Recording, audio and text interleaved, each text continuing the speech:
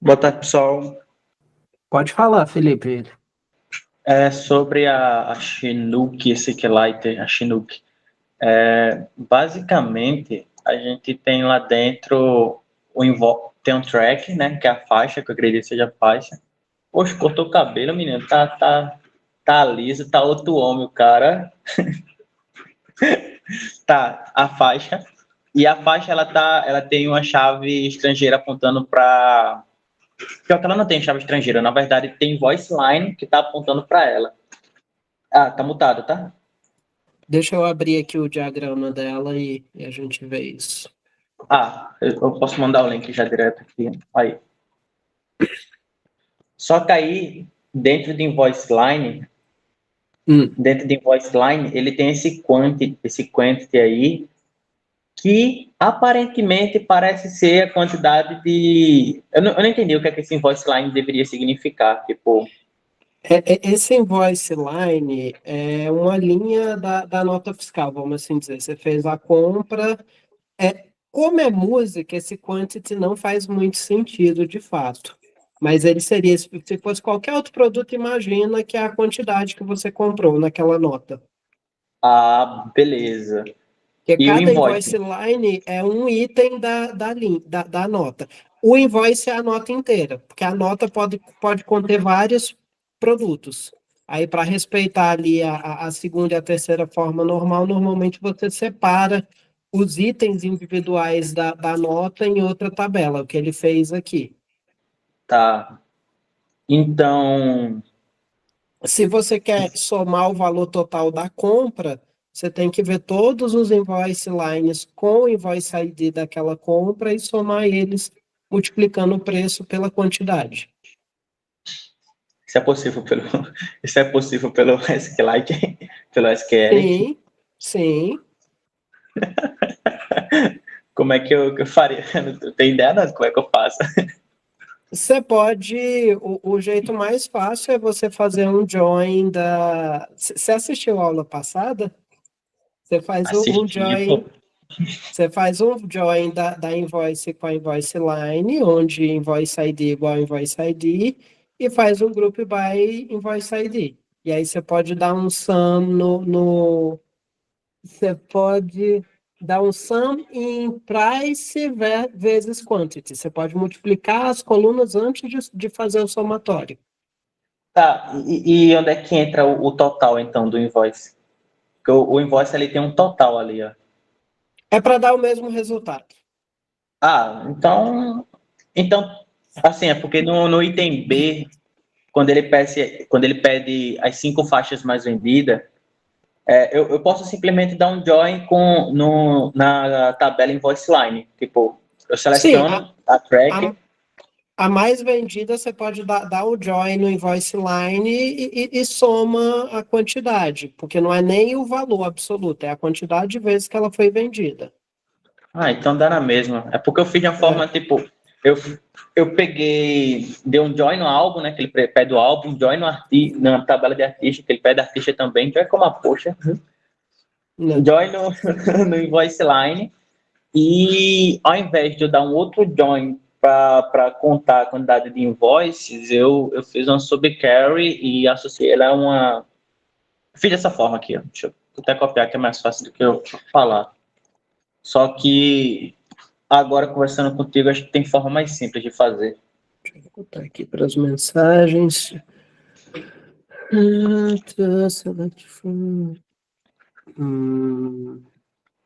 Isso aqui, basicamente, você está contando quantas vezes aquela faixa aparece no, quantas compras contém aquela faixa, mas você não está considerando essa coluna quantidade. É, Não que ela faça muito sentido aqui nesse contexto, mas tem essa pequena diferença. Se a coluna quantidade lá da invoice line fosse levada em consideração, isso que você fez não ia dar o resultado certo. então, eu realmente preciso pegar quantity de invoice line e é isso. Isso, a soma da quantity da invoice line agrupado pelo track ID, para você saber a faixa mais vendida. E aí, para imprimir o nome da faixa, você dá um join com a tabela track para você ter o nome. Então, a query principal ela vai ser em torno de invoice line, e a partir de invoice line é que eu pego o track, álbum. Tanto faz. Tanto faz, né? Tanto faz. O inner join, o inner join não faz diferença qual que é a tabela que você põe na principal, qual que você põe no from e qual que você põe no join. Para o inner join dá o mesmo resultado. Tá, perfeito. Valeu, professor. E eu acho que com isso a gente pode começar a aula. Por algum motivo, o Arthur está me ligando, gente. Só um instante. Ok, vamos começar então. Cadê? Deixa eu achar o mouse certo. É esse. O que confundiu também foi porque quando eu fiz isso, eu tentei, não, deixa eu ver aqui essas quantidades aqui para ver se está certinho. E aparentemente tá tudo um.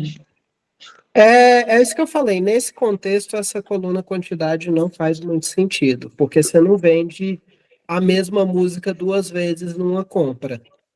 Você não é nada físico para você vender duas vezes. Então, vamos começar nosso conteúdo da aula de hoje. Hoje, talvez eu libere vocês um pouquinho mais cedo. Eu preparei uma quantidade aqui de conteúdo. Vamos ver quanto tempo que a gente vai levar. Então, hoje a gente vai falar um pouquinho primeiro de como usar SQL no Python. Vocês viram uma das maneiras, que é usando ali pelo Pandas. Não é assim a maneira mais flexível de todas, mas para muitas situações onde você quer, principalmente no contexto de ciências de dados, é bom o suficiente. Mas quando você tem uma aplicação rodando em cima de um banco de dados, você não quer simplesmente extrair algum dado de uma base para processar, você está rodando uma aplicação em cima da base, pode aquela maneira lá do Pandas não é a mais eficiente. E aí existem outras maneiras. Então, como é que a gente vai aí interagir banco de dados usando o Python? Existem três maneiras em geral de interagir. Com SQLite, mas isso aqui que eu estou falando serve basicamente para qualquer sistema de base de dados relacional. O que vai mudar vai ser essa biblioteca base aqui. A biblioteca do SQLite, existe uma biblioteca já nativa no Python, você não precisa instalar nada, que é essa SQLite 3.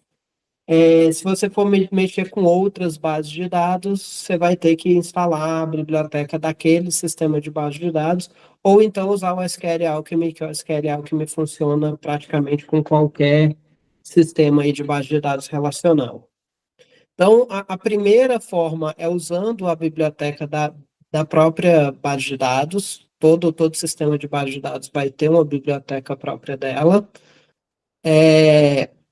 A segunda maneira é o que a gente estava fazendo lá nos notebooks, nos exercícios que eu passei lá para vocês. Você usa a biblioteca do SQLite, ou seja, de que base de dados for, para criar uma conexão. E aí você passa essa conexão como argumento aqui no Pandas com as funções readSQL, que foi o que vocês viram, e existe também o método toSQL, que faz o caminho contrário. Ele pega um data frame e joga para uma tabela SQL. E a terceira forma é o SQL Alchemy, que ele pode ser também, dentro dele, ele tem duas maneiras. Você pode usar ele com ou sem ORM, e hoje é tudo que eu vou falar sobre o SQL Alchemy, que é conteúdo da próxima aula. Na próxima aula a gente vai ver que diabo é ORM e como a gente usar. Eu sei que lá na ementa do curso estava aula hoje de SQL Alchemy, mas eu preferi inverter a ordem e a gente começar hoje com PyDent e validação de dados, para depois passar para o SQL Alchemy, porque tem muitas similaridades nas estruturas que a gente usa para usar com o SQL Alchemy e que a gente usa com o PyDent, que eu preferi mostrar para vocês o PyDent primeiro. Então, a biblioteca, só para mostrar aí para vocês, a gente vai fazer alguns exemplos aí com ela. A biblioteca SQLite 3 é uma biblioteca nativa do Python e permite a interação com o banco de dados SQLite direto do Python. Ela é nativa, não precisa instalar nada, e, em geral, o uso dela tem essa cara aqui. Você vai criar um objeto de conexão com essa base, então você vai usar esse comando aqui, connect, essa função connect do módulo SQLite 3, vai dar o caminho para o arquivo SQLite, que é onde sua base tá guardada. A SQLite, em geral, ela roda em um arquivo. Você pode rodar na memória também, que aí você não colocaria aqui nada, mas, em geral, você vai ter um arquivo que você vai estar guardando, que é onde essa base vai estar salva, e aí você põe o caminho para esse arquivo. E aí, a partir dessa conexão, toda vez que você for interagir com a base, você vai criar um objeto desse cursor, que é esse cara aqui. Você simplesmente chama o objeto conexão, chama esse método cursor, ele vai te retornar um objeto cursor, e nesse cursor você pode executar quantas queries você quiser. Uma coisa interessante dessa biblioteca é que, quando você usa o cursor, qualquer modificação que você faça na base ainda não é permanente quando você executa a query. Você pode executar quantas queries você quiser aqui de modificação da base, que elas não vão ser gravadas na base enquanto você não der esse comando commit. Esse comando commit pega todas as operações que eu já pedi para serem feitas e executa, de fato, grava elas na base. Então, meio que cria um passo a mais de segurança aí quando você usa esse objeto cursor. Cria esse passo a mais aqui, de você ter que criar o cursor toda vez, e depois você ter que dar o commit nas modificações, mas pelo menos você tem um pouquinho mais de controle sobre quando que as modificações de fato vão ser gravadas na base. E se você detectar alguma coisa dando errado, você tem como reverter antes de dar o commit. Você não precisa dar o commit. Certo? Aí, se vocês forem, inclusive eu esqueci de falar no início da aula, tem um Jupyter Notebook no Classroom e eu quero que vocês abram ele. Tá na última postagem aí no Classroom, que é esse notebook aqui, aula 5.ipnb. A minha ideia... É interessante isso, sim, Felipe. Eu não sabia que ele fazia isso, que ele gravava esse arquivo com as modificações. Faz sentido ele salvar isso em algum lugar enquanto ele está trabalhando. Então, o Felipe está Professor, eu falando aí... tenho. Pode falar, Felipe. Pode continuar. Não, pode falar. Tá. Eu tenho uma dúvida que é sobre em relação ao meu objeto de conexão. Basicamente, talvez a justificativa seja exatamente essa, né? Tipo, de criar, de dar um nível de segurança a mais, mas eu consigo também executar carries com o meu objeto, diretamente do meu objeto de conexão. E, É, tá, e, fale. pode falar. Eu acho, assim, eu não testei ainda não, mas provavelmente se você executar com o objeto de conexão, com diretamente, ele vai colocar as mudanças, vai registrar as mudanças diretamente, sem precisar do commit. Assim, é Sim, um chute, né? é isso mesmo, mas é uma camada a mais de segurança aí quando você está trabalhando com a base. Principalmente quando você vai fazer uma adição muito complexa de dados, você quer garantir que tudo foi adicionado antes de fato, efetivar essas mudanças na base. Essa é uma camada a mais de segurança, o objeto cursor. Ele, de fato, não é obrigatório. Você pode dar direto aqui, se eu fizer isso aqui, ó, ele vai funcionar da mesma maneira. Se eu pôr um com.execute, aí eu não preciso do commit, ele baixar a base. E aqui ele executou normal e inseriu esse consumidor. Se a gente der aqui com.execute select asterisco from customer order by customer ID desk limite 1. Eu tô querendo só esse último cara aí. Deixa eu lembrar, se eu não me engano, isso aqui ele vai retornar. Porque eu já fechei a da base de dados. Deixa eu abrir ela de novo aqui. Eu não tenho certeza do formato que ele vai me retornar isso aqui. Cursor, não tem fetch-all, não tem underscore. Aqui, ele adicionou aqui. Então, eu fiz a query aqui direto, eu executei a query direto no com e, de fato, ele efetivou sem eu dar o commit. Não, ele não efetivou sem eu dar o commit. Olha só, não é a mesma informação. Vamos executar agora com o commit. Se pá, agora vai entrar dois, né? Porque um é o que estava em cache lá esperando ir, e o outro aqui agora.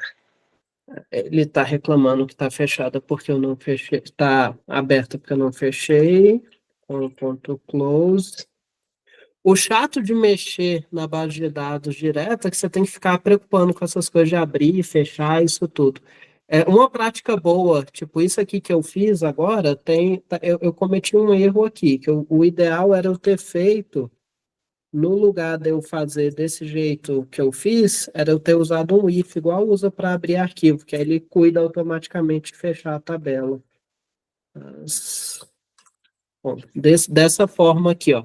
No lugar de eu pôr com igual SQLite 3, eu ponho if SQLite3.connect, as com, ele vai pegar o objeto conexão que ele vai criar aqui e guardar nessa variável.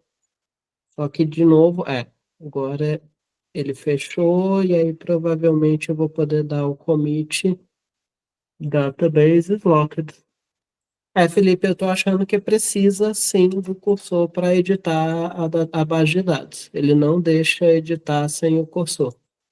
Rapaz, Ele está reclamando que a base está travada.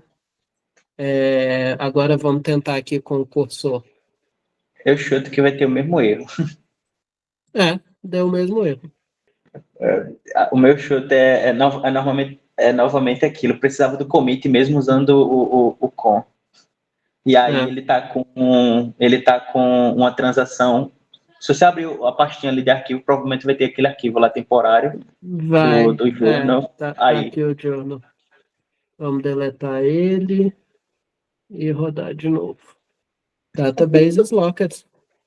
reiniciar o ambiente inteiro agora. A gente faz assim, a gente deleta a base, deleta tudo.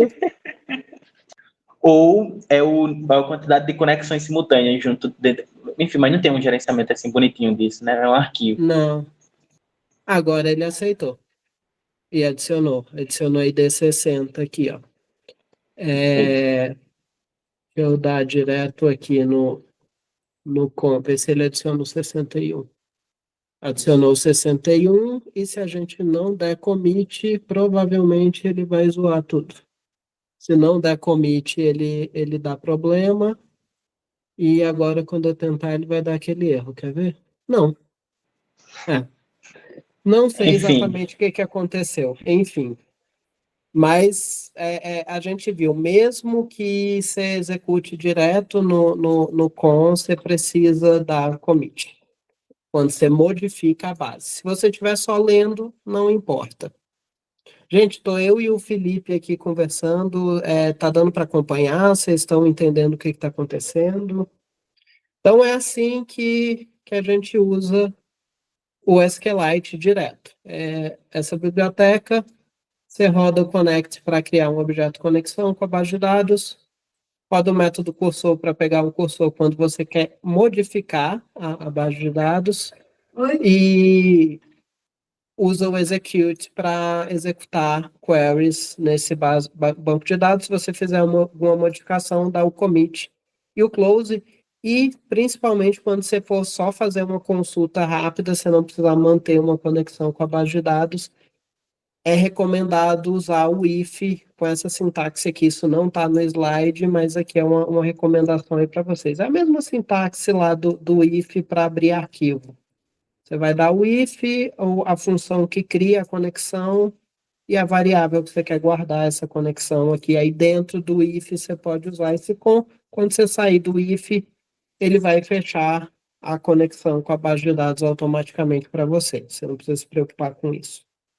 Aqui um outro exemplo, que é um exemplo de leitura de dados. Vou voltar aqui para o notebook. No notebook tem um outro exemplo de gravação, que é um exemplo, inclusive, que faz um pouquinho aqui de tratamento de erro. Por exemplo, aqui em cima, quando deu erro, a gente não tinha nenhum tratamento. Ele simplesmente parou a execução e imprimiu o erro na tela. Aqui a gente tem um pouquinho de tratamento de erro.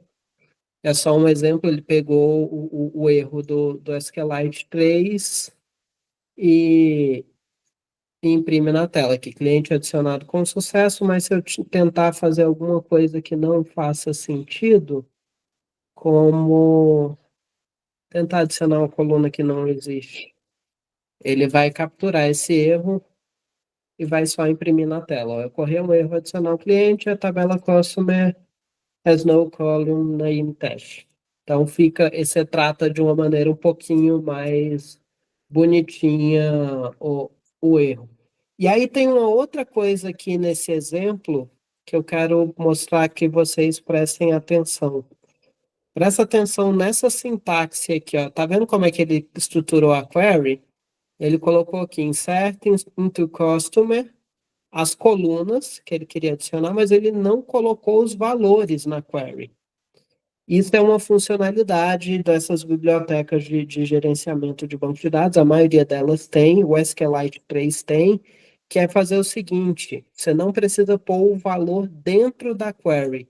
No comando execute, você coloca a query com ela estruturada dessa forma aqui, com os valores com ponto de interrogação no lugar do valor, e aí, como segundo argumento do execute, você passa uma tupla com os valores que você quer adicionar.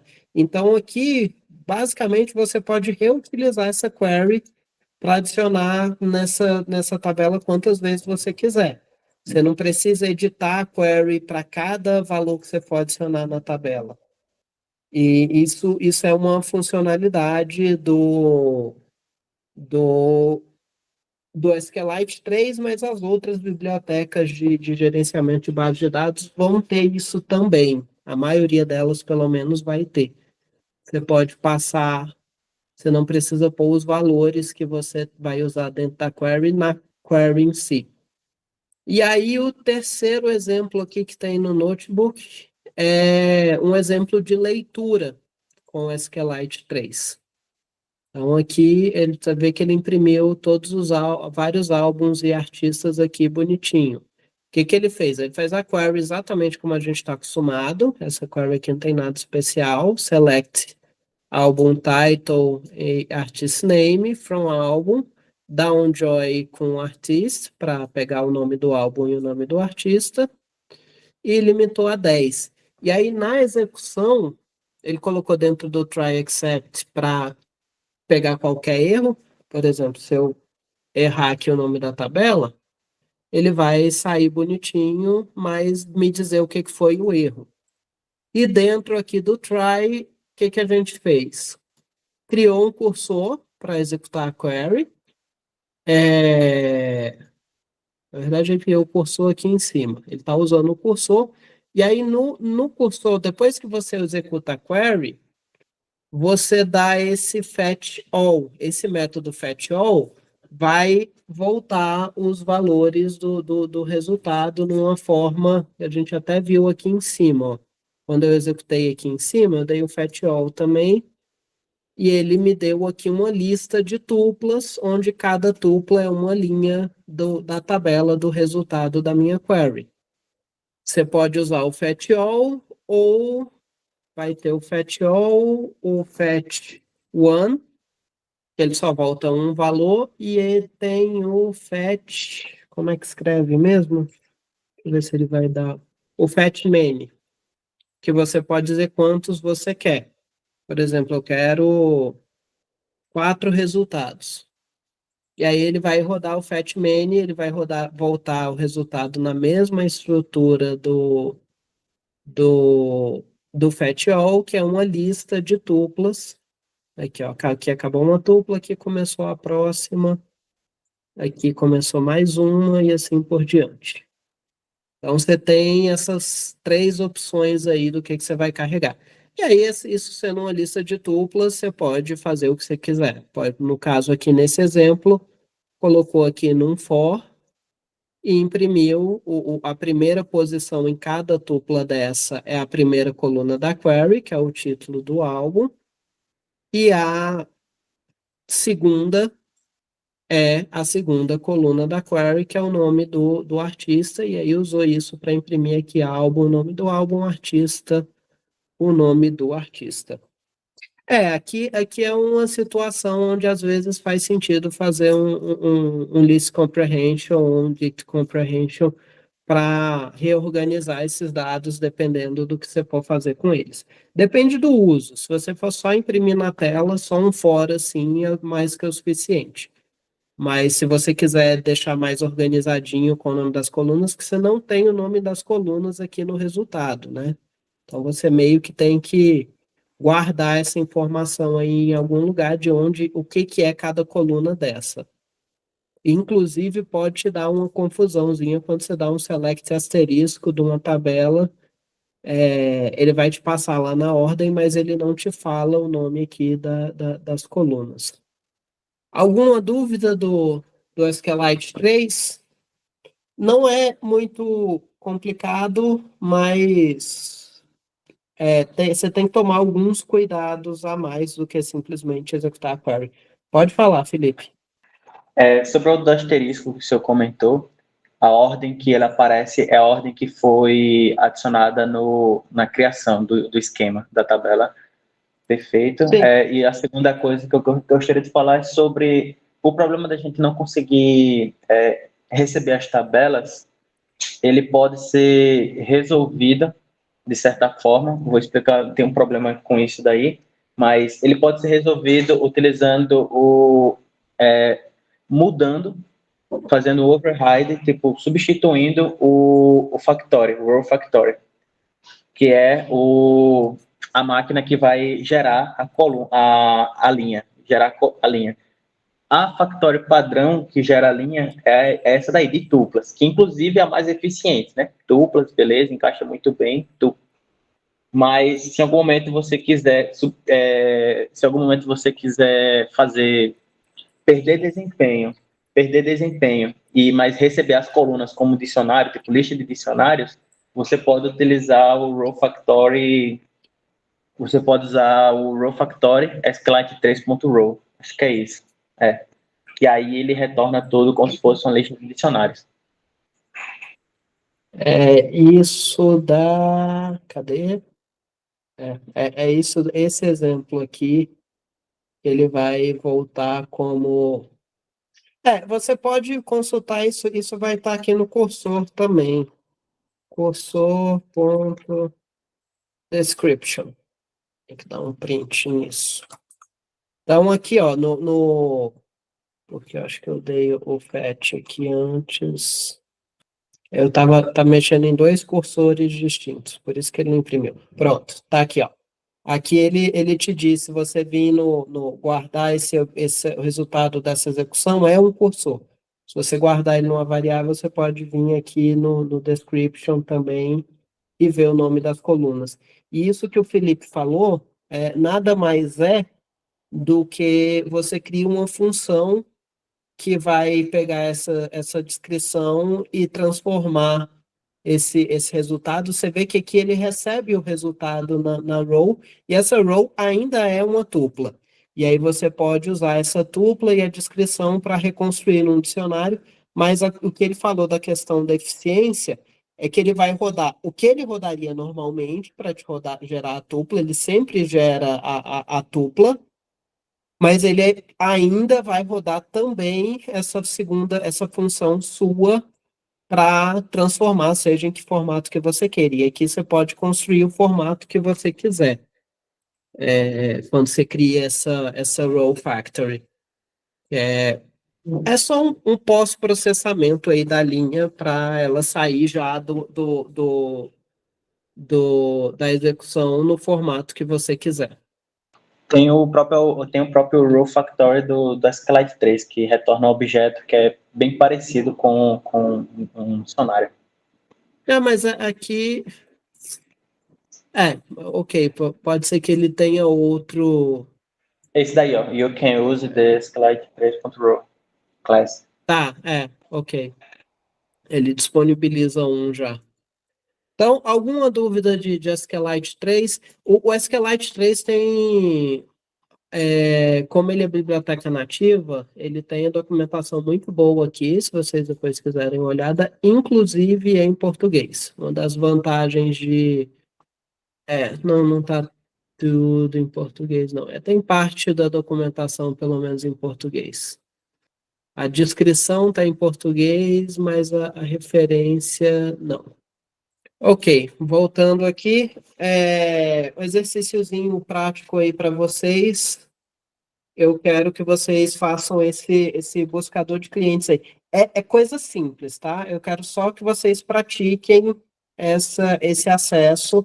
Pode pegar esse último exemplo aí como base.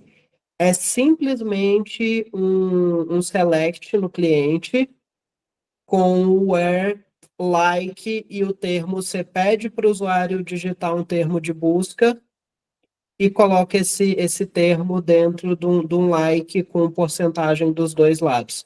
Então, vocês vão fazer algo tipo isso aqui, ó. Eu vou mandar no chat. Where first name like. Eu mandei aí no chat. É só isso a filtragem. É um select na base de cliente com essa filtragem aí digitada pelo usuário. Se a gente fosse fazer uma busca real numa base de dados, a gente ia construir isso de uma maneira um pouco mais inteligente do que isso. E aí, conforme vocês forem terminando, vai falando aí para a gente saber para continuar. Felipe, só presta atenção no enunciado aí da questão. Pediu para nome ou sobrenome, tem que pôr os dois no where, e imprimir todos os clientes do resultado da busca. Então, você não vai dar um fetch one. Você ou vai jogar isso no for, ou fazer alguma coisa para imprimir todos. E o telefone também. Será que não tinha como eu concatenar não esses dois valores? Tipo, ao invés de eu usar o operador OR em first name, se quiser um template string, eu tipo concatenar entre aspas first name, last name, e dentro dele verificar se essa minha nova string segue a template string. Provavelmente tem. Aqui, ó. É esse operador aqui que concatena. É duas barras verticais. Concatena duas strings. Você pode dar um where. Cadê? Pode fazer dessa forma aqui também. Entendi. Uma coisa legal do SQL Injection é que quando a gente usa esse placeholder, né, que é o ponto de interrogação, ele previne, de certa forma, esse SQL injection. Porque quando a gente usa esse placeholder, ele se encarrega de usar os caracteres de escape corretamente. Não é 100%, eu desconfio que seja 100%, mas já é bastante coisa. Eu depois vou mandar um quadrinho para vocês do meme de SQL Injection. SQL Injection é um ataque que, se você não tratar, por exemplo, você pede para o usuário digitar o nome dele e vai inserir na tabela. Se você não tratar isso direito, o usuário ele pode alterar, ele pode simplesmente encerrar a query ali dentro daquele campo de texto e executar outros comandos na base de dados. E tem uns quadrinhos disso, de piada sobre isso. Mas é um problema muito sério que você tem que tomar cuidado toda vez que você tem uma informação que é um usuário que vai digitar e você vai guardar isso numa base de dados, você tem que tomar esse cuidado para não permitir que o usuário edite a sua base de dados. Pessoal, se vocês tiverem alguma dificuldade aí, pode falar, tá? Tranquilo, Nicolas. Só pega depois, a hora que você tiver um tempo para sentar no computador, pega e pratica um pouco isso lá no notebook que eu publiquei da aula. Termux funciona também, mas o difícil é escrever Python com o teclado nativo do Android. Na verdade, nem precisa do Termux, que você conseguiria abrir o Colab pelo navegador. Mas a dificuldade é digitar com o teclado do Android, digitar código com o teclado do Android. Só para ter uma ideia aí, quem que está fazendo, manda um oi no chat, só para eu ver quantas pessoas são. A gente não ficar aqui esperando o nada. Ah, Gabriel, pode ser esse erro aí de cannot operate on a closed database. Você precisa abrir a base de dados, você precisa ter na mesma célula, você precisa pôr ou o if e pôr dentro do if, mas você precisa usar criar o objeto conexão naquela célula e depois fechar ele. Luiz, eu não entendi. Você quer ver o código para fazer isso, meu? Gabriel, você pode até usar em célula separada, só que você tem que tomar esse cuidado da base de dados estar aberta na hora que você for executar. Na verdade, eu não tenho certeza se o Colab ele preserva esse objeto de conexão de uma célula para outra. Pode ser que ele não preserve. Eu vou fazer um teste Preserva. aqui. Preserva, né? Mas aí Preserva. você tem que tomar o cuidado de abrir ele antes de executar a célula e depois fechar. Tem que ter o cuidado de não rodar a mesma célula duas vezes e na mesma célula não ter fechado. Eu acho que a solução desse aqui vai estar no próximo slide. Deixa só o pessoal fazer, eu acho que está aqui no próximo slide a solução desse. Não, tá não. Não tá no slide, então deixa eu fazer aqui rapidinho. Se alguém quiser que eu volte lá no enunciado, é só falar, tá? Eu vou fazer daquele jeito que eu estava conversando com o Felipe. Então, o que a gente precisa?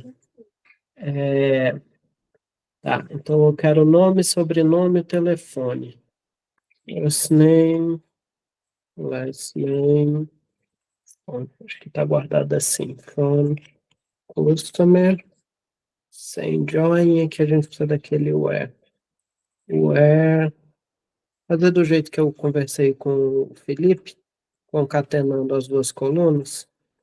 First name, last name, like. Eu preciso guardar aqui o termo. Input. Digitivo. Ser buscado. E aí a gente vai precisar mudar a estrutura disso aqui.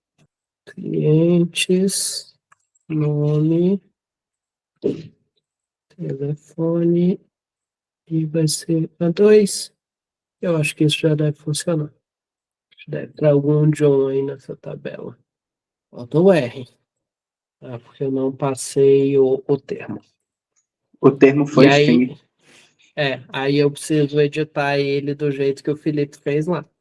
F, ou porcentagem dos dois lados, e isso aqui vai funcionar. Ainda não. Tá faltando. É porque assim, quando você coloca o parêntese com string, ele vai ler isso como string. Precisa colocar uma vírgulazinha no final, para ele entender como tupla. Uhum. Um chute bom da poxa, viu, John? Sim. Tabela em inglês. Qual o primeiro nome que vai ter? E, assim, é bem parecido com o primeiro exemplo lá, só muda um pouco a estrutura aqui da query e a estrutura de como você vai imprimir o resultado. E aqui agora você vai ter que passar um termo aí como dentro da query, tá? Depois da aula eu vou postar lá no Classroom uma versão minha desse notebook. Eu baixo ele no final da aula com todas as modificações que eu fiz e, e passo para vocês. Gabriel, você conseguiu resolver o seu aí? Agora que eu percebi que eu comecei a te falar como resolver esse problema do cannot operator na closed database e esqueci. Mas se você tiver... Conseguiu? Então, tranquilo. Eu ia falar para tentar excluir aqui o arquivo e baixar de novo com essa primeira célula. Mas o seu problema não era isso. O seu problema é que você não estava com a base aberta. Também resolveu já. Mais alguém fazendo? Então, vamos continuar. A outra forma, a gente já viu metade dela aí nas aulas, que é com o Pandas. O Pandas, ele é apropriado para quando você quer extrair alguma informação, algum volume grande de dados de uma tabela, de uma base SQL, e processar elas. Então, assim, o uso do Pandas é mais num contexto aí de ciências de dados, esse tipo de coisa. Você não vai fazer uma aplicação que usa o Pandas para acessar a tabela dela.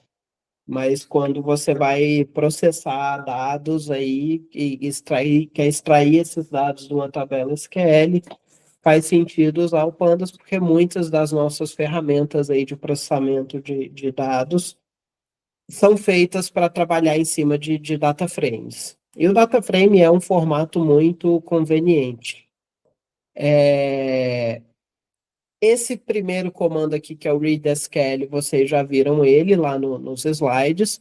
Basicamente, você vai passar uma query e um objeto conexão. É o mesmo objeto conexão aqui do SQLite. Só que ele pode ser SQLite ou ele pode ser outros gerenciadores de base de dados. Esses objetos conexões, eles têm meio que uma interface padronizada que o Panda sabe lidar com eles. Tá? E aí isso aqui, esse readsql, como o nome já diz, ele vai te retornar um data frame. É a mesma coisa lá do readscsv. Só que no lugar de você ler de um arquivo, você está lendo de uma base de dados. E além do readsql, a gente tem também o toSQL, que ele vai pegar o data frame atual, ele é um método de um data frame, o toSQL, que nem o toCSV também é um método do data frame. Ele vai pegar o conteúdo daquele data frame e vai gravar em uma tabela. Cuidados importantes a se ter aqui. Questão de chave. É muito fácil dar conflito de chave, principalmente quando você está gravando para uma tabela que já existe. Então, toma cuidado aí. Vai depender exatamente da situação, da sua situação, como é que você vai lidar com isso, mas fique atento à questão de chave e o índice da tabela para não dar nenhum conflito. Eu acho que, inclusive, é capaz dele ter esse comando normalmente. Vamos voltar lá para o. Ele vai ter uma opção para ignorar índice quando você está fazendo o append. Quer postar quanto, como ele tem. Tá aqui, ó, index. O padrão é true, mas você pode passar um index false e deixar a base de dados cuidar do índice, cuidar da chave, né? Seria o equivalente ao índice. E esse parâmetro que if exists, ele é bem importante, tá? Por padrão, o Pandas, ele não adiciona dados à tabela. A única coisa, o comportamento padrão dele é criar uma tabela nova e pôr os dados. Só que se essa tabela já existir, ele vai simplesmente falhar. Ele vai dar um erro e não vai te deixar adicionar nada, que é o padrão aqui desse if exists fail. Só que além do fail, você pode pôr replace, que ele vai deletar a tabela que já existe, ele vai dar um drop table naquela tabela antes de gravar e depois gravar a tabela em si. E o terceiro é o append, que ele adiciona no final. Só que aí com o append você tem que tomar esse cuidado de não dar conflito de índice com chave. Em geral, a gente não costuma trabalhar dando tanta importância para o índice. Se esse for o caso, você pode simplesmente falar para ele ignorar o índice, que é esse atributo index aqui. Não é o TUSV. Eu estou no comando errado. O SQL. Mas tem, aqui no SQL tem o index também. Você marca aqui o index como falso, e aí ele vai gravar isso deixando a base de dados indexar. Em geral, você sempre tem uma coluna dentro da base da tabela com auto-increment, que é aquela coluna que vai contando sozinha. Paulo, tudo bem. Depois só volta lá no vídeo. Essa semana talvez demore um pouquinho para postar o vídeo, porque eu tô sem computador bom aqui para fazer o processamento dele. Mas quando eu postar o vídeo, você pode assistir lá o início da aula. E aí, o ToSQL serve para a gente gravar dados de um data frame no SQL. Só vamos executar dois exemplos disso. Lá no notebook de vocês, não, eu não dei exemplo disso. Então, não vamos executar exemplo disso. Eu acho que eu já sei a resposta, mas vocês vão querer intervalo ou não. Tá, então vamos fazer o seguinte, vamos para o intervalo agora e 4h30 a gente volta. E aí, quando a gente voltar, a gente começa a falar do Pydantic. Foi bom, deu exatamente metade da aula com SQL e a outra metade a gente fala de Pydantic. Só uma observação aqui, o terceiro ponto que eu falei para vocês, terceira maneira de mexer com base de dados em Python, que é o SQL Alchemy, a gente vai ver o conteúdo da próxima aula. Então, disso aqui que a gente viu no início, a gente viu como usar o SQLite 3 e como usar as funções readsql, toSQL do Pandas. E amanhã não, semana que vem a gente vê SQL Alchemy. Então, 4h30 a gente volta e entra no Pydantic. Ok, vamos continuar nossa aula. Agora a gente vai dar abrir um parênteses aí no curso. A gente vai falar de uma coisa que não tem muito a ver com base de dados, banco de dados, mas que vai ajudar a gente no nosso conteúdo quando a gente for ver o SQL Alchemy, e é uma ferramenta extremamente útil, que é o Pydantic. O Pydantic, ele é uma biblioteca de análise e validação de dados. Eu nem colocaria análise, não. Não sei por que eu escrevi esse termo análise aí, não. Mas é uma biblioteca de validação de dados. Ela funciona da seguinte maneira: você cria modelos de dados, que são classes que vão definir que formato, que tipo cada parâmetro do seu dado vai ter, e você pode definir em cima funções de validação desses dados, e essas classes, elas te permitem fazer essa validação e elas têm tipagem forte. Então, diferente do Python como um todo, se você diz para o Python, o parâmetro dessa função é int, mas se você passar uma string, o Python vai continuar funcionando como se nada tivesse acontecido. O Pydantic, ele tem uma tipagem forte. Então, se eu digo esse parâmetro aqui, esse atributo é int, ele vai fazer de tudo que ele puder para converter isso para int, e se ele não conseguir converter, ele vai dar um erro. Então, ele tem uma tipagem forte e ele tem validação dos dados. E essa validação e essa tipagem, elas são feitas através de classes chamadas modelos de dados. Então, aqui a gente tem um exemplo de um modelo de dado do PyDent. Em geral, a forma mais básica das classes de modelo de dados do PyDent, você não vai ter nenhum método. Você não vai ter nem o método init. Você vai ter só esses atributos de classe e definir o tipo deles. É meio que obrigatório aqui você definir o tipo deles.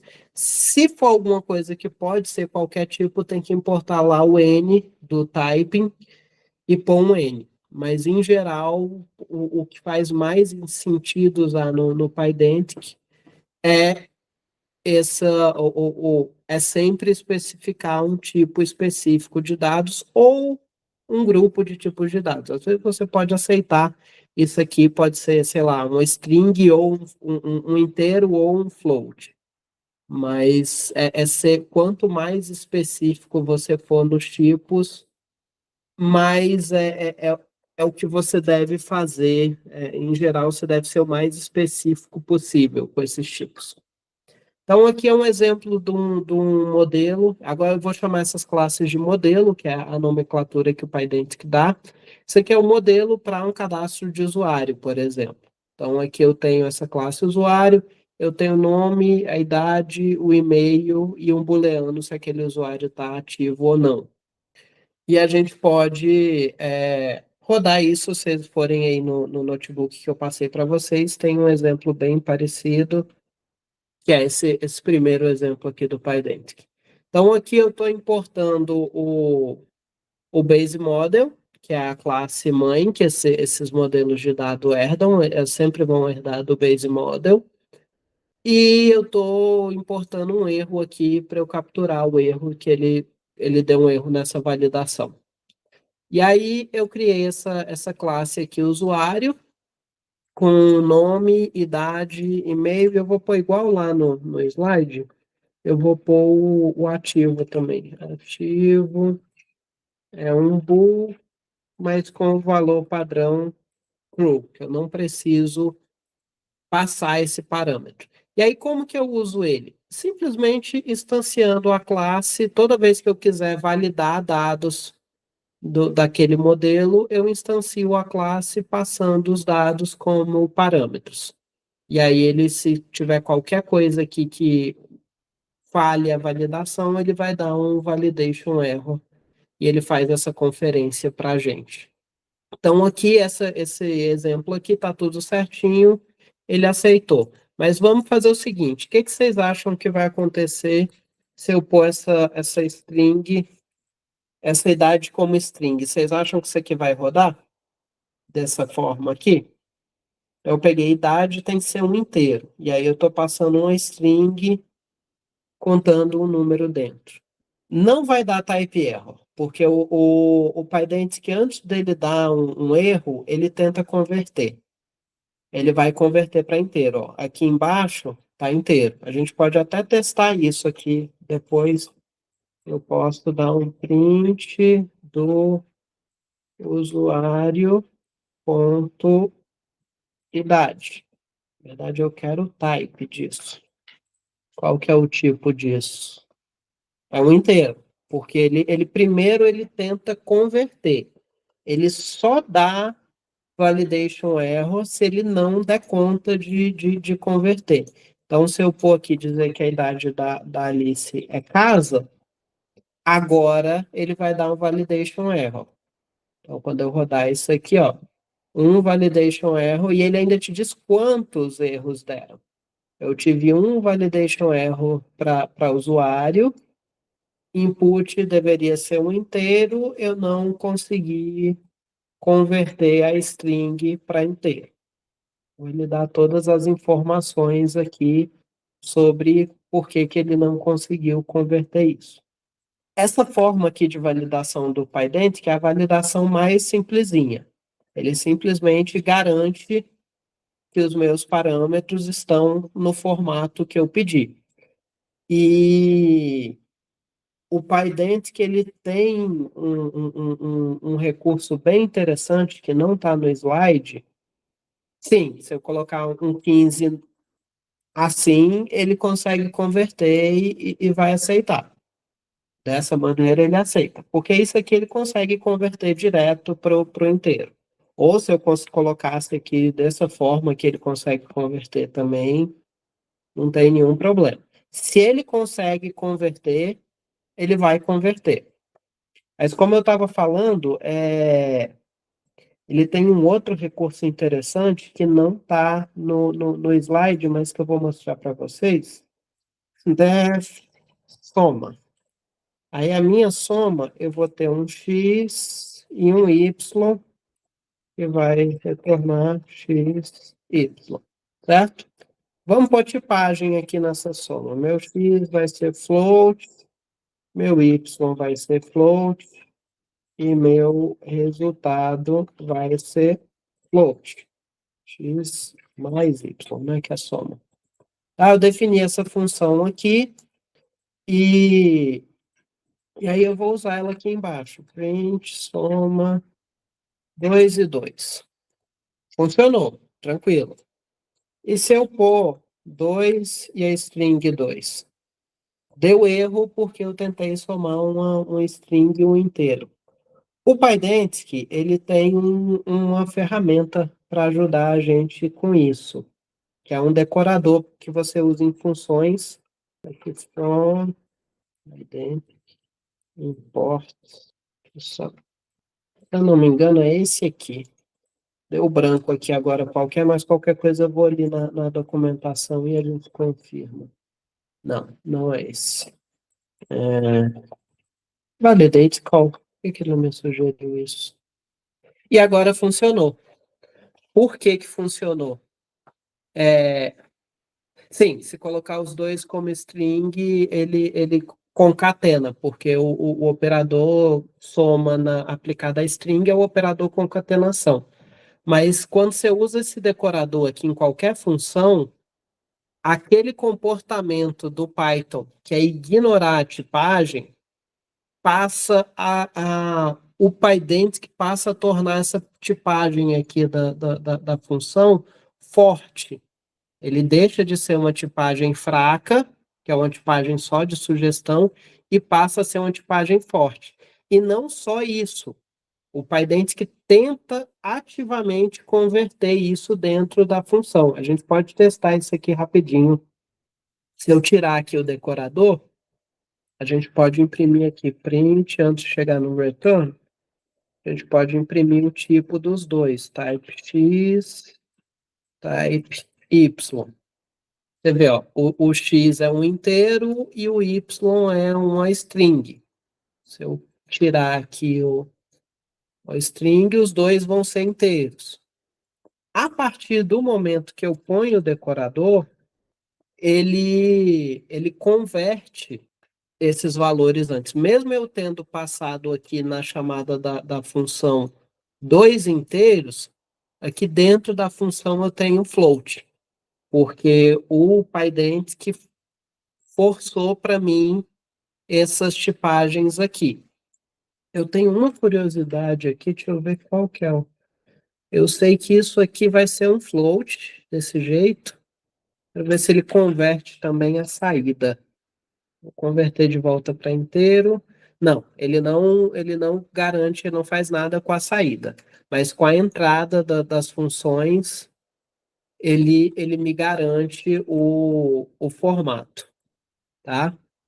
Então, isso é uma outra funcionalidade bem legal do Pydantic. Mesmo que você não esteja usando os modelos de dados do Pydantic, só esse validate call aqui já é uma ferramenta bem útil para você garantir dentro das funções ou dos métodos, esses decoradores você pode usar em método também, e a tipagem dos parâmetros das entradas vão ser garantidas, tá? Isso aqui não está no slide, tá? É só um parêntese que, na verdade, eu bati com isso aqui na hora que eu estava terminando de preparar a aula, acabei não colocando, eu bati com isso aqui na documentação.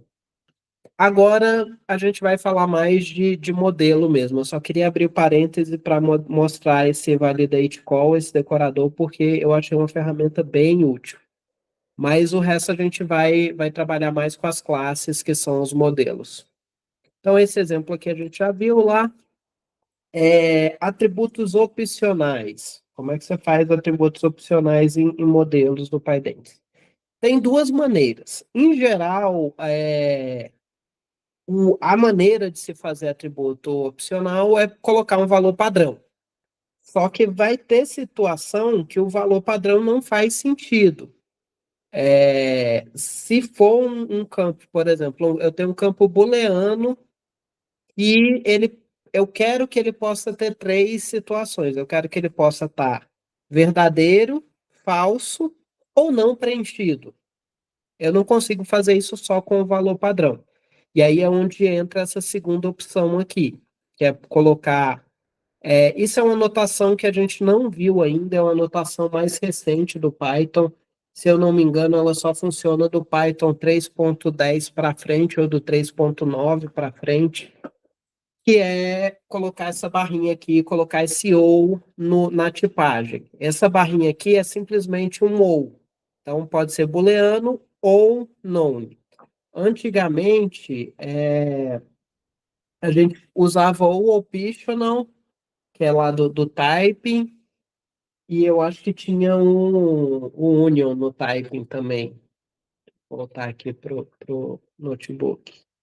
Vou voltar aqui nesse primeiro exemplo aqui para a gente ver isso. Um typing. Antigamente faria do jeito que eu ensinei para vocês quando eu ensinei tipagem, ou você faria assim, que aí ele pode ser um none quando você usa o optional, ou union o none, tá? Que aí eu estou dizendo que ele pode ser booleano ou none. Só que nas versões mais recentes do Python eles simplificaram essa notação e agora a gente pode fazer simplesmente dessa forma aqui. Pode pôr essa barra que significa ou. Lembra, se vocês lembrarem lá dos operadores binários, essa barra é o operador ou binário do Python. A gente viu isso lá no início. Então, você tem essa notação aqui da barra também. Fica um pouquinho mais bonitinho do que usar o union. E aí você pode dar um valor padrão ou simplesmente dizer que ele é none. Aqui, nesse contexto aqui do usuário ativo ou não, isso não faz sentido. Mas vão ter situações onde você precisa de um booleano que ele pode assumir os três. Faz sentido ele ter esses três valores. Não preenchido, verdadeiro ou falso. E aí é dessa forma aqui que você faz quando você precisa desse comportamento. Você pode fazer isso com outras coisas também. Se eu quero uma string não preenchida, eu posso pôr dessa maneira aqui. Agora o e-mail pode ser uma string ou não preenchido. E aí esse campo e-mail vira um campo opcional. Tá? Então essas são as duas maneiras de você criar atributos. Atributos ou campos, a documentação do PyDent que chama esses atributos de fields, que a tradução mais próxima seria campos mesmo, tipo campos do formulário. Além disso, isso aqui que a gente viu foi a validação mais básica usando os tipos nativos do Python. Ele consegue fazer essa validação, mas ele também tem alguns tipos adicionais. Alguns deles, existem vários, mas alguns deles, a gente tem o email string, que garante que aquilo é uma string, e não só garante que é uma string, mas garante que é uma string de um e-mail. A gente tem essa name e-mail, que coloca o nome e o e-mail naquele formato que, quando você vai mandar um e-mail, você pode pôr só o e-mail ou você pode pôr o nome e o e-mail, e tem um formato próprio de você pôr isso. Tem esse tipo que garante isso, e tem um tipo que garante que é uma URL, ou seja, um endereço da internet válido. Você tem esses dois tipos, esse file path e esse directory path, que não só confirma que é um caminho válido para um arquivo ou um diretório, como confirma se o arquivo ou diretório existem. Aquele arquivo e aquele diretório daquele caminho tem que existir lá no sistema operacional que você está rodando aí seu código. E, além disso, quando você usa esse file path, esse directory path, ele grava o dado naquele atributo não como uma string ou qualquer coisa assim. Ele grava como um objeto path, que é a forma nativa do Python certa de você representar caminhos para arquivos ou diretórios. E o objeto path ele vai ter lá métodos para facilitar você manipular, você navegar na estrutura de arquivos. E aí, além disso, ele tem o positive int e o negative int. De maneira similar, ele tem positive float, negative float. E, além disso, ele tem o non-positive int, que é o inteiro não positivo, non-positive int. Ele tem o non-negative int, que é o inteiro não negativo, e ele tem a mesma coisa para o float. Tem o non-positive float e o non-negative float. Então, todas as validações que você pode querer fazer aí com relação a ser positivo, ser maior que zero, ser menor que zero, ser maior ou igual que zero, você consegue fazer com esses tipos aqui, positivos e negativos do Pydantic. E se isso não for o suficiente para você, ele tem o constrained int e o constrained float, que você pode passar condições, ele tem parâmetros lá, que vocês podem ver na documentação, e você pode passar parâmetros, tipo, tem que ser maior que tanto, maior ou igual a tanto, menor que tanto, tem que ser múltiplo de tanto, então tem uma série de condições que você pode passar aí para os inteiros e para os floats que eles vão ter que atender. E se vocês forem na documentação do Pydantic, olha o tamanhozinho da lista. Olha o tanto de tipos que o Pydantic, por padrão, te disponibiliza. Tá? Então, até coisa aqui de validação de número de cartão de crédito ele tem. Então tem bastante coisa aqui. Esses aqui são bem interessantes também, ó. Você tem data no passado, data no futuro. Por exemplo, você quer agendar, fazendo um sistema que vai agendar uma consulta numa clínica médica, por exemplo. Não faz sentido marcar no passado. E aí você garante aqui que essa data é no futuro. Tem past datetime, future datetime, que é usando a biblioteca datetime do Python, e uma série de outros. Coisa que bem mais complexa. Aqui eu falei dos constrained int e float. O tipo do constrained int float cadê? É esse aqui, capitalizado. Mas você usa uma função para gerar um constraint da forma que você precisa. E são essas funções aqui, ó. Você tem o conint e o confloat. Cadê o confloat? O confloat vai estar aqui, o confloat.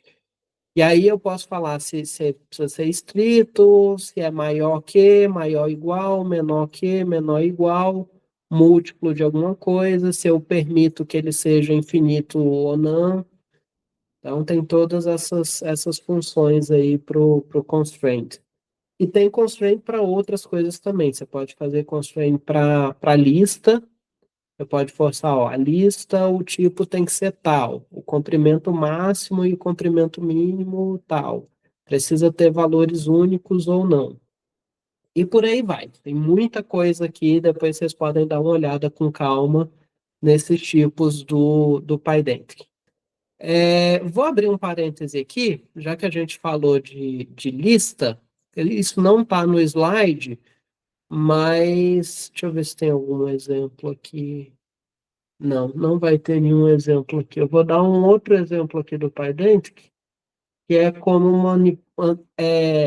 lidar com lista. É uma coisa importante também. Eu vou usar o validate call. Criar um soma lista aqui, que vai ser uma função que vai somar todos os valores de uma lista. E aí, como que eu garanto o tipo dentro da lista? Aí a gente usa lá no typing, lembra lá, como que a gente especifica tipo de dentro de lista. O typing vai ter o list com L maiúsculo. Então, typing import list. E aí essa lista aqui vai ser um list de L maiúsculo de floats. Tá? Então é dessa maneira aqui que você garante o formato de uma lista com o PyDent. Dessa maneira, ou então usando o conlist. O conlist também funciona. Tá? Mas dessa maneira aqui, ele vai validar. Então aqui, vou transformar isso numa lista. Ele não rodou. Por que que ele não rodou? Ah, porque eu mudei o nome da função e não mudei embaixo. Agora ele fez a soma, ele você vê que aqui era tudo inteiro, ele converteu todo mundo para float, que o resultado é float. Se eu pôr uma string aqui dentro, ele vai converter a string. Se eu pôr alguma coisa que ele não consegue converter, ele vai dar um validation error. Tá? Então é dessa maneira aqui que vocês definem listas para atributos no PyDent. Isso aqui, do mesmo jeito que eu fiz aqui como um atributo, um parâmetro de uma função, você pode fazer como atributo de uma classe. Por exemplo, vamos supor que esse usuário tem, sei lá, esse aqui é um sistema de uma biblioteca.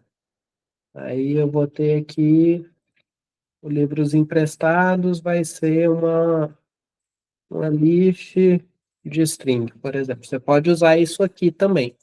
List de string ou posso pôr uma lista de string com uma lista vazia como padrão, por exemplo. E esse cara aqui, ele pode ser outras coisas. Você pode ter uma outra classe, um outro modelo de dados aqui dentro dessa lista, o que você quiser. Tá? Voltando lá para o slide. Então, o PyDent tem um monte de tipos já pronto, com validação, para vocês usarem. Então, aqui tem um exemplo que usa o conFloat. Vamos olhar ele, que deve ser esse daqui, ó. Esse exemplo aqui.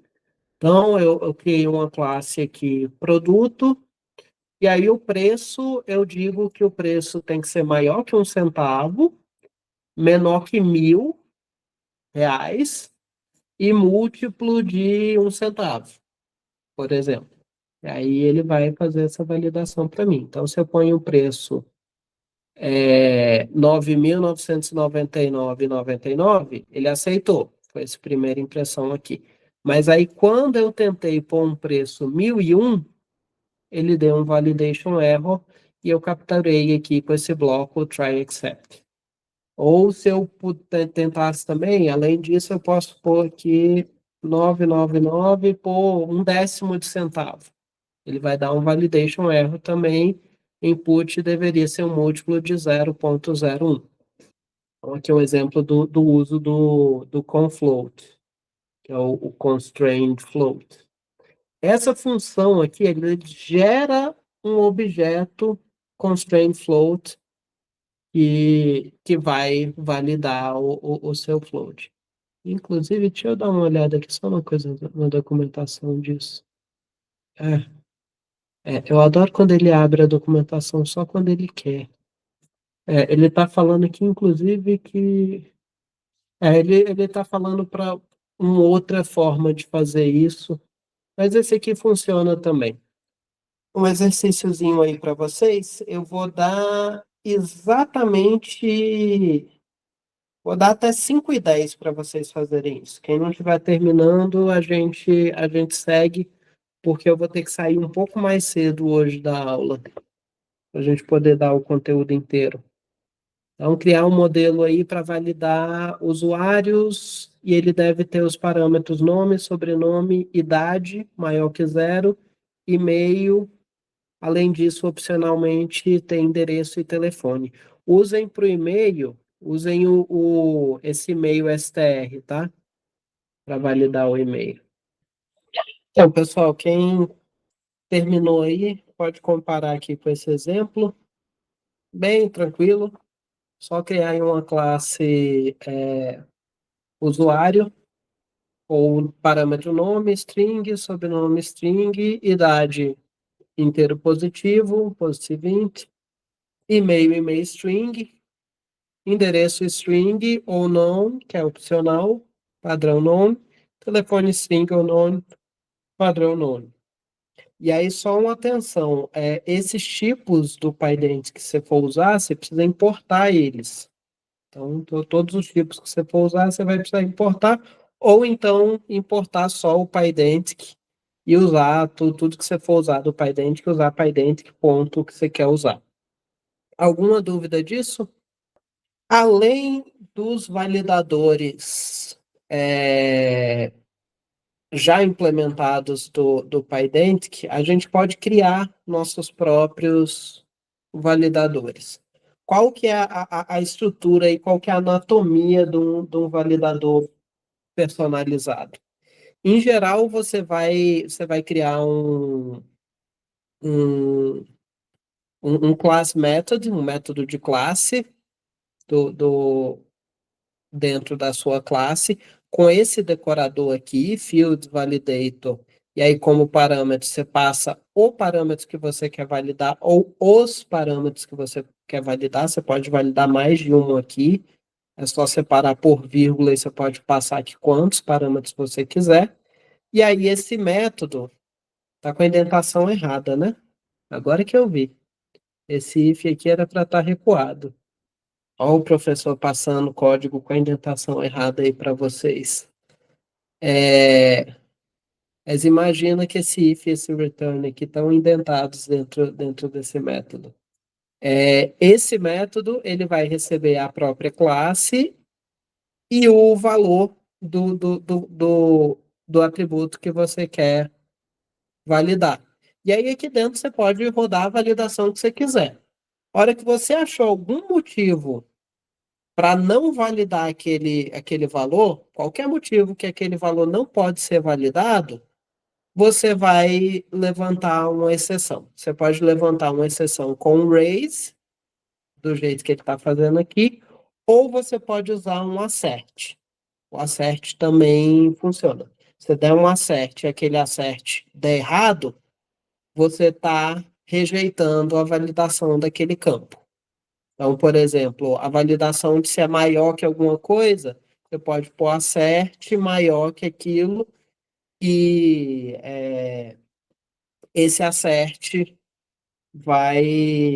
se o assert falhar, a validação falha. E aqui, de brinde, eu estou fazendo uma conversão também, ó. Eu estou pegando essa string e estou aplicando o método title nela. O método title da string, ele pega a primeira letra de cada palavra e põe maiúscula e as demais letras minúsculas. Então, eu estou usando aqui esse validador para validar. Aqui eu estou garantindo que tem pelo menos um espaço. Então, aqui, se não tiver nenhum espaço nessa string, eu levanto um value error, tem que conter um espaço. Se eu passar disso aqui, eu retorno o valor convertido com o string.title. E esse exemplo está no notebook aí de vocês também, ou não tá. Achava que iria estar. É uma coisa para vocês rodarem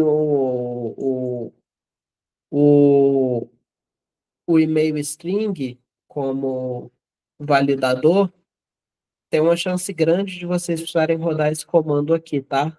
Dar um pip install nesse pydantic e-mail para ele ter as dependências para validar e-mail. Esqueci de falar isso para vocês. Deu para entender como é que cria esses validadores personalizados? Então, vamos lá. Como é que funciona o validador? É um método dentro da classe, você vai criar um método aí dentro da classe, e aí nesse método você vai pôr esse decorador aqui. Esse arroba aqui que você coloca antes, você precisa importar isso do Pydantic, e aí você vai pôr o decorador, e no decorador você vai indicar qual campo, qual atributo você quer validar. E aí esse método, ele vai receber a classe e o valor. Aqui dentro você pode fazer o que você quiser para validar. Como que você rejeita uma validação ali dentro? Levantando um erro. Pode ser qualquer erro que você levantar aqui dentro, ele vai rejeitar a validação. Então você pode levantar um erro com raise, você pode dar um raise e levantar qualquer erro que você quiser. No caso aqui usou o value error, que normalmente é o que faz mais sentido numa validação. E aí você fala aqui o porquê que você está rejeitando, ou você pode usar um assert. O assert funciona também. Para fazer isso aqui com assert, deixa eu ver se eu consigo copiar. Deixa eu copiar esse exemplo aqui, a gente fazer ele lá no, no Colab. Vou dar uma célula de código aqui.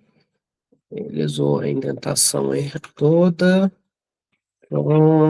Vai import.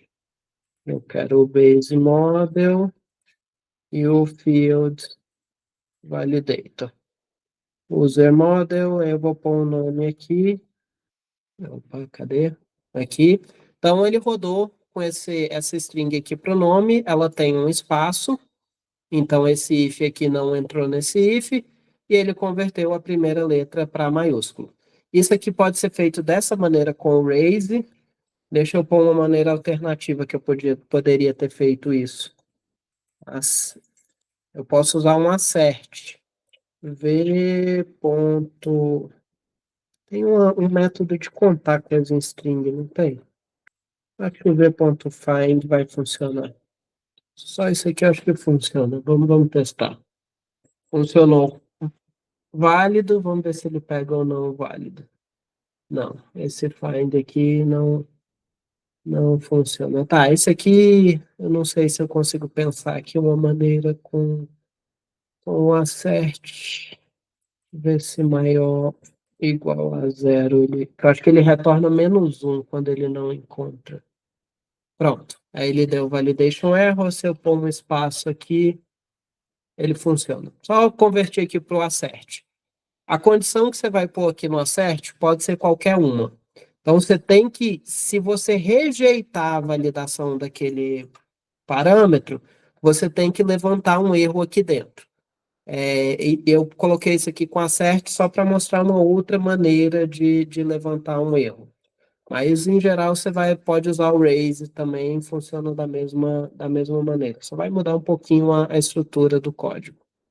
Então, quando eu tento pôr alguma coisa sem espaço, ele dá o validation error. Então, a estrutura é essa. Decorador, field validator, com o parâmetro que você quer validar. Você recebe a classe e o parâmetro, roda o que você quiser de código de validação. Se falhou a validação, levanta um erro. Se não, retorna o valor convertido para seja o que você queira converter. Deu para entender agora, Paulo? Você pediu rapidinho, eu fiquei um tempão aqui voltando. Tá. Então, vamos continuar. Eu vou pular essa prática aqui, tá? Porque a gente está sem muito tempo. Eu vou precisar sair um pouquinho mais cedo. Mas tentem fazer como só um exercício para vocês mesmo depois. E se vocês não conseguirem, me mandem uma mensagem. Vocês podem até me mandar a solução pelo WhatsApp para eu dizer se está certo ou não. Vai estar lá no slide, que é só criar um validador básico aí para o CPF. Aqui nessa prática eu só queria confirmar o formato, mas se vocês procurarem aí na internet, vocês conseguem achar o algoritmo de validação do CPF, que vocês conseguiriam, inclusive, validar se o número do CPF é válido ou não. Aí, se alguém quiser fazer isso, pode fazer e depois me mandar que eu corrijo para vocês. Mas a gente não vai fazer agora, não. Uma outra coisa que você pode fazer com o Pydantic são modelos aninhados. Ou seja, um modelo dentro do outro. Você tem um modelo aqui nesse exemplo, você tem um modelo filho que tem alguns atributos e você tem um modelo pai, que um dos atributos do modelo pai é o modelo filho. E aí o interessante dessa estrutura alinhada é que quando você usa ela, quando você vai validar os dados do modelo pai, ele automaticamente valida os dados do modelo filho também. Se você passar os dados certinhos no local correto, ele valida os dois. E aí isso tem um exemplo lá no notebook. É esse próximo aqui, ó, esse que você tem o endereço e o usuário. Então, o endereço aqui é um modelo que você tem uma rua, cidade, estado e o CEP. E o usuário, você tem o nome, o e-mail, que é um e-mail string, e você tem o endereço, que é um modelo endereço. E aí, se eu for criar um usuário, eu posso arrumar esses parâmetros todos num dicionário, ou eu poderia passar aqui como parâmetro. Aqui, na verdade, eu estou usando o asteriscos duplo, que é para converter o dicionário de volta em parâmetros. E aí eu estou passando o parâmetro do usuário. Nome é Alice Johnson, e-mail é alicejohnson@example.com e endereço é esse dicionário. E aí ele vai validar isso tudo aqui dentro.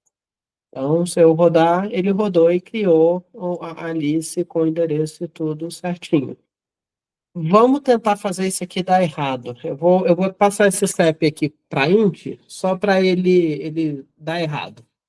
Tá? Que não, imediatamente não vai dar errado, porque esse step aqui que eu coloquei é possível converter para int, mas se eu pôr uma letra aqui no meio, você vai ver, mesmo que eu estou rodando aqui só usando só o modelo de fora aqui explicitamente, mas como esse modelo pai, ele tem o modelo endereço aqui como um dos atributos, ele vai tentar validar o endereço também. E aí vai dar um erro aqui de validação, porque esses dois modelos estão alinhados. Ele fala aqui, ó, esse valor deveria ser um inteiro, eu não consegui converter string para inteiro. Então, essa é a forma de modelos alinhados e uma estrutura bem útil quando você precisa de uma estrutura de parâmetros mais complexas. Mais complexa é útil usar esse alinhamento, colocar um modelo como atributo do outro modelo. Deu para entender? E a última coisa que eu quero mostrar para vocês é o uso de mixin em modelos. Vocês lembram o que é o mixin lá do, dos padrões de projeto que a gente viu no semestre passado? Quem que lembra lá o que é o mixin? O mixin, ele é uma classe, é um padrão de projeto que você tem uma classe principal e essa classe ela herda uma pequena funcionalidade de outra classe. Você tem uma funcionalidade pequena que você implementa numa segunda classe e essa funcionalidade pequena você pode herdar ela em uma ou mais classes. Essa é a característica do mixin. E a gente pode usar mixin no PyDentic também. Paulo, depois vai lá no material do semestre passado, é um dos últimos slides. Você vai ver lá exemplos de mixin. Mas, basicamente, o comportamento do mixin é esse. Você tem uma funcionalidade pequena que você quer adicionar a várias classes, aí você implementa essa funcionalidade numa classe e coloca as outras classes para herdar dessa classe. Por exemplo, eu quero gravar, sei lá, eu quero gravar, ter uma funcionalidade de registrar log das coisas. E aí eu crio uma segunda classe só com a função lá de log e eu herdo essa classe em todas as outras, por exemplo. É basicamente isso. Em geral, no Mixin, a classe de Mixin, você vai definir um ou dois métodos lá nela e você vai herdar nas outras classes, você vai herdar essa classe do Mixin e aí você vai ter esse método disponível nas outras. Em geral, o Mixin tem essa característica e é para implementar funcionalidades pequenas extra que você quer replicar várias vezes. Isso pode ser usado com o PyDentic. Então, nosso exemplo aqui de mixin. Então, vamos lá. Eu criei um mixin aqui para registrar nome, porque eu quero ter nome no funcionário, eu quero ter nome no usuário, eu quero ter nome no contato do fornecedor. Então, tem vários lugares que eu uso nome. E aí eu criei um mixin aqui para registrar nome. Veja que o name mixin, ele não é um modelo, ele não é um base model, tá? Ele tem aqui dois atributos e tem um método, mas ele não é um base model. Mas a partir do momento que eu herdo o name mixin em um modelo, os parâmetros do mixin viram parâmetros do modelo também. E os métodos também. Se eu quisesse implementar o método. Aqui eu só criei um método que concatena o nome e o sobrenome para me retornar o nome completo. Mas se eu quisesse validar esse nome, eu poderia implementar um validador aqui no NameMixin, tranquilamente. E aí, quando eu herdo ele no modelo, os atributos e os métodos ficam fazendo parte do modelo. Então, aqui, ó, por exemplo, eu criei o usuário aqui, primeiro nome Alice, segundo Johnson, idade e o e-mail. E aí, quando eu criei um usuário com esses dados, ele cria o objeto usuário completo e eu vou ter o método aqui do Mixin, os atributos que estavam definidos lá no Mixin passam a ser atributos do modelo também. Então, isso aqui funcionou normal. Ó. Imprimi a idade e o nome completo, deu certinho. Se eu fizer alguma coisa aqui que ele não valide, ele não validaria. Por exemplo, deixa eu tentar fazer uma coisa aqui que ele vai. Eu não sei o que ele vai reclamar para string. String é o formato mais permissível do Python. Deixa eu tentar forçar aqui uma tupla de um monte de coisa misturada. Ver se por um acaso ele falha essa validação, mas eu acho que ele não vai falhar. Ele falhou. Tá. Ele não conseguiu converter essa tupla estranha aqui. E você vê que ele falhou em um parâmetro que está definido no Mixin. Só que aí, a partir do momento que eu herdo o Mixin no meu modelo, esses atributos do Mixin viram atributos do modelo também. É uma coisa que você nunca deve fazer com o Mixin é colocar ele para herdar o base model, porque isso aqui dá conflito de herança. Tá? Eu vou voltar aqui para Alice. Só que isso aqui vai dar conflito de herança. Inclusive, eu acho que é o que ele já está. Ele já está reclamando aqui, ó. Eu não consigo. Cannot create consistent method ordering. Eu não consigo criar um método de ordenação consistente. E aí ele dá um erro nisso. Tá? Então, o Mixin, a classe do Mixin, ela nunca deve herdar o base model, senão você dá conflito de herança aí nas suas classes. Deu para entender aqui o Mixin? Beleza. Aí eu vou dar 8 minutos para vocês começarem isso aqui. Se vocês tiverem alguma dúvida, eu vou ter que sair às 5h40. Se vocês tiverem alguma dúvida, eu estou aqui até 5h40 e depois pode tirar comigo pelo WhatsApp, mas isso aqui é parte da lista, tá? Essa é a segunda questão da lista dessa semana. Eu ainda não publiquei ela no Classroom, mas eu acho que eu consigo publicar ela agora enquanto vocês começam aí. Pronto. A lista dessa semana já está publicada lá no Classroom. Essa questão aí é a segunda questão. Tudo bem, Gabriel. Eu também, daqui a 5 minutos eu vou ter que sair também. Boa tarde. Quase boa noite já. 5h30, já dá para dar boa noite. Tá bom, só criar os modelos, tá? Só criar o modelo e testar. Não é parte do exercício. Acho que talvez não tenha ficado claro isso, mas é só para criar o modelo. Deixa eu ver se na lista isso está mais claro, senão eu já vou trocar o arquivo lá. Pessoal, eu vou ter que ir. Boa noite. Se vocês tiverem alguma dúvida, pode mandar para mim ou para os monitores. E até a semana que vem.